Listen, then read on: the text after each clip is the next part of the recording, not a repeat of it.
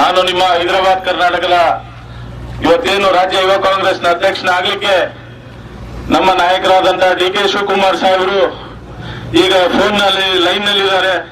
ನಿಮ್ಮೆಲ್ಲರಿಗೂ ಒಂದು ಸಂದೇಶವನ್ನು ಕಾಂಗ್ರೆಸ್ ಪಾರ್ಟಿ ಕಡೆಯಿಂದ ಕೊಡ್ಲಿಕ್ಕೆ ಅವರು ಇಚ್ಛೆ ಪಡ್ತಾ ಇದ್ದಾರೆ.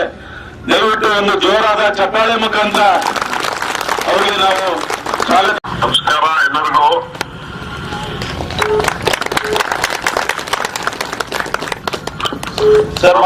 ನಮಸ್ಕಾರ ಸರ್.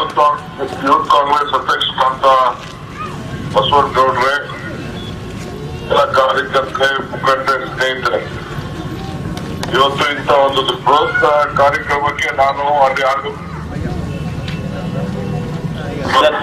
ನಾವೆಲ್ಲ ಟ್ರಾವೆಲ್ ಮಾಡಂಗಿಲ್ಲ. ಆದ್ರೂ ಕೂಡ ನಾನು ಅನೇಕ ಕಡೆ ಎಲ್ಲ ಓಡಾಡ್ತಾ ಇದ್ದೀನಿ.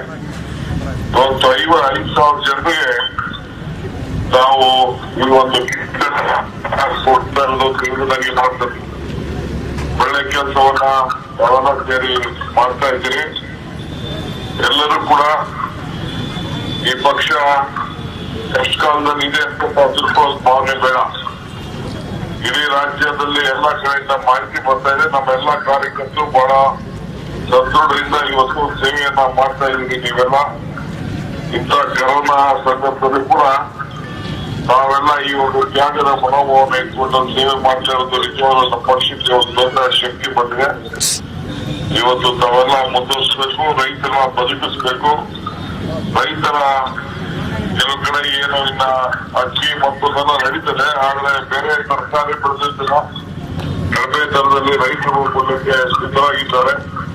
ಅದೆಲ್ಲ ಮಾಡ್ಬೇಕು. ನಾಳೆ ನಾಳೆನೋ ಇವತ್ತು ಅನೇಕ ವಿಚಾರಗಳನ್ನ ಮಾಧ್ಯಮದಲ್ಲಿ ನಾನು ಮಾತಾಡ್ತೇನೆ.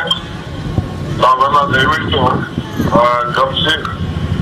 ಈ ಸರ್ಕಾರ ತಾರತಮ್ಯ ಮಾಡ್ತಾ ಇದ್ದು ಕೂಡ ನಮ್ಮ ಗಮನಕ್ಕೆ ಬಂದಿದೆ. ನಾವೆಲ್ಲ ಸಹಕಾರವನ್ನ ಕೊಡ್ತಾ ಇದ್ದೇವೆ. ಪಕ್ಷ ಭೇದ ಜಾತಿ ಧರ್ಮವನ್ನು ಬಿಟ್ಟು.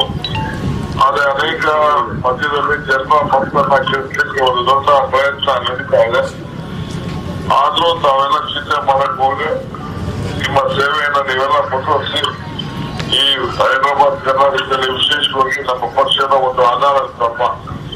ಇವತ್ತು ತಾವೆಲ್ಲ ಸೇರಿ ಒಗ್ಗಟ್ಟಿಂದ ಕೆಲಸ ಮಾಡಿ ಜನರ ಹೃದಯವನ್ನ ಗೆಲ್ಲಬೇಕು ಅಂತೇಳಿ ಮತ್ತೊಮ್ಮೆ ನಿಮ್ಮಲ್ಲಿ ಪ್ರಾರ್ಥನೆ ಮಾಡಿಕೊಂಡು ನಿಮ್ಮ ಭಾಗಕ್ಕೆ ನಾನು ಬರ್ತೇನೆ.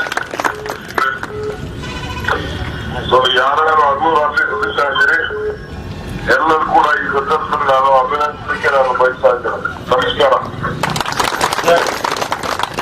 ನಮ್ಮ ಕಾಂಗ್ರೆಸ್ನ ಎಲ್ಲ ಹಿರಿಯ ಮುಖಂಡರು ಮತ್ತು ಕಾರ್ಯಕರ್ತರು ಇದ್ದಾರೆ ಸರ್, ಅವ್ರಿಗೊಂದು ಧನ್ಯವಾದಗಳು ಹೇಳ್ಬಿಟ್ಟು. ಎಲ್ಲ ಕಾರ್ಯಕರ್ತರಿಗೆ ಮುಖಂಡರು ಕೂಡ ಯಾರ್ಯಾರು ಸಹಕಾರ ಕೊಡ್ತಾರೆ ಎಲ್ಲರೂ ಕೂಡ ಧನ್ಯವಾದವನ್ನು ಅರ್ಪಿಸಲಿಕ್ಕೆ ನಾನು ಬಯಸ್ತಾ ಇದ್ದೇನೆ. ಧನ್ಯವಾದಗಳು ಸರ್. ಸರ ಇದೇ ರೀತಿ ನಿಮ್ಮ ಆಶೀರ್ವಾದ ನಮ್ಮ ಮೇಲೆ ಇರಲಿ ಸರ್, ಎಲ್ಲ ಸಿಂಧನೂರು ತಾಲೂಕಿನ ಜನತೆ ಮೇಲೆ. Thank you sir.